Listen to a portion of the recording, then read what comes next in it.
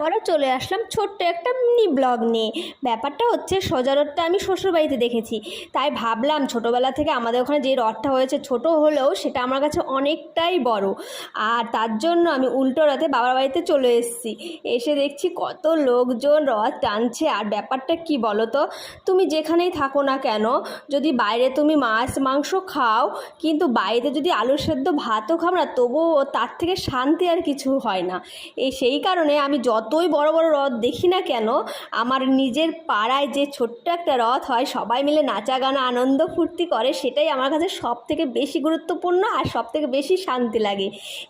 আর আমি যখন বাবার বাড়িতে যাই, তখন বাড়িতে যদি বর্ষা, পিয়ালি আর পায়েল না থাকে না, তাহলে আমার মনেই হয় না যে আমি আমার বাবার বাড়িতে এসেছি। কারণ ওদের সাথেই আমার সারাটা দিন সারাটা সময় কাটে, এদেরকে নিয়ে এদের সাথে একটু ভিডিও করি, একটু গল্প করি, একটু আড্ডা মারি, তাছাড়া তো আর কেউ নেই বলো।